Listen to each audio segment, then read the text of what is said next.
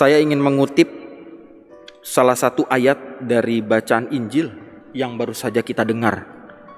Kutipan itu berbunyi demikian.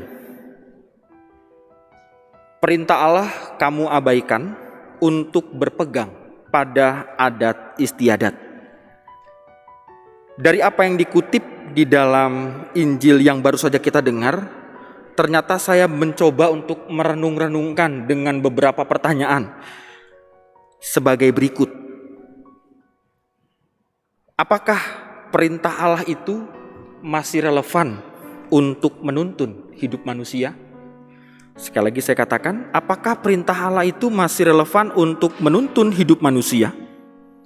Tentu kita bisa menjawab, masih relevan jika perintah Allah itu ditempatkan sebagai yang utama atau yang paling pertama.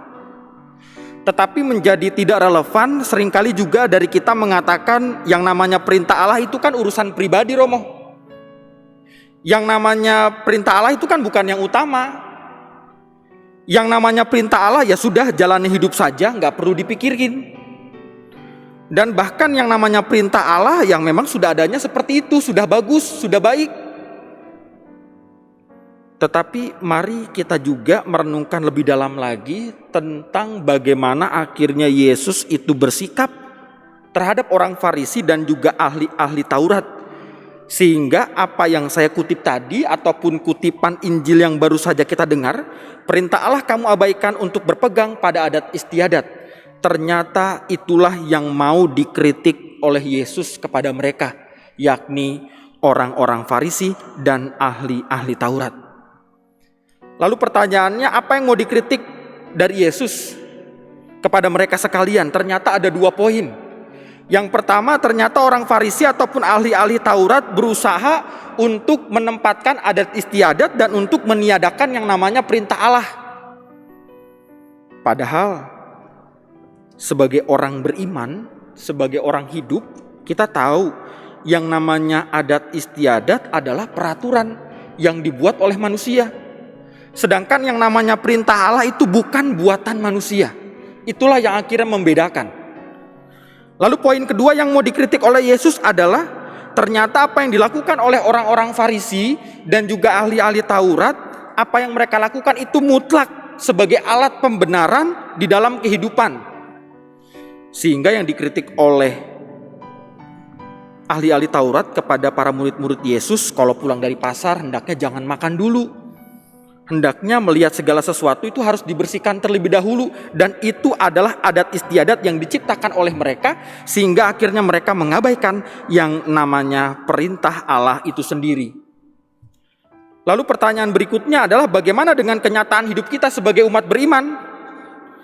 Seringkali apapun yang kita lakukan di dalam kehidupan ini, janganlah menghalalkan segala cara untuk membenarkan yang tidak baik. Sekali lagi saya katakan, apapun yang kita lakukan dalam hidup ini, janganlah menghalalkan segala cara untuk membenarkan yang tidak baik. Tentu tujuannya jelas, agar tidak selalu melahirkan yang namanya tindakan-tindakan jahat.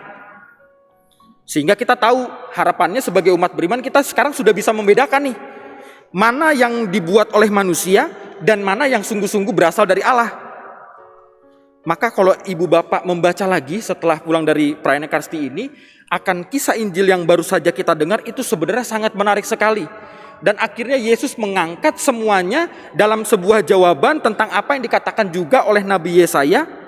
Ternyata Yesus menarik semua perkara-perkara kehidupan orang-orang Farisi dengan suatu hal yang jelas terkait dengan kenajisan. Lalu apa kaitannya perintah Allah dengan kenajisan? Akhirnya dikatakan najis oleh Yesus Kristus itu sendiri. Ternyata Yesus ingin menegaskan segala niat jahat yang timbul dari hati manusia akan melahirkan tindakan jahat. Walaupun kita tahu sebagai umat beriman kita bisa mengatakan yang namanya konsep najis itu bukan yang masuk, tetapi yang keluar. Itulah yang akhirnya menjadikan kita najis dan akhirnya itu diciptakan sendiri oleh manusia. Apa contohnya? Seringkali kita menghalalkan segala cara untuk membenarkan yang tidak baik. Ya sudah, mencuri saja. Kita seringkali mengatakan demikian, toh banyak juga kok pencuri-pencuri di dunia ini. Sehingga itulah yang akhirnya keluar dari diri kita sendiri dan akhirnya menajiskan diri kita. Segala yang tidak baik itu. Saudari, saudara terkasih, lalu apa yang mau kita renungkan kembali dalam bacaan-bacaan pada pagi hari ini, di dalam minggu biasa ini? Saya merumuskannya ke dalam 3 poin.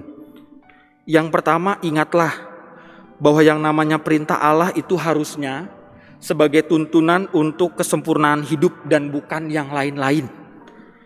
Sehingga apa yang dikatakan dalam bacaan pertama sungguh sangat tepat sekali. Janganlah kita menambahkan yang diperintahkan Tuhan kepada kita, tetapi apa yang sudah tertulis yang disebut dalam perintah Allah itu hendaknya kita pegang terus sebagai kekuatan dalam kehidupan ini. Dan yang kedua, agar perintah Allah dapat berjalan dengan baik, maka diperlukan pelaku-pelaku firman. Orang selalu mengatakan pelaku firman itu memang tetap harus menjalankan, betul sekali.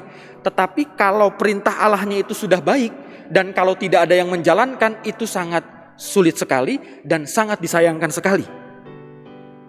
Dan yang ketiga, apabila poin pertama dan poin kedua itu sudah hilang, maka orientasi iman kita itu menjadi tidak maksimal lagi. Apa yang harus kita pegang? Apa yang harus kita ikuti? Mari kita tinggalkan cara-cara lama dan bahkan kita tidak mau untuk mengikuti apa yang diajarkan oleh orang-orang Farisi dan juga ahli-ahli Taurat, tetapi kita selalu menggunakan hati di dalam segala tindakan dan perilaku kita di dunia ini. Tuhan memberkati.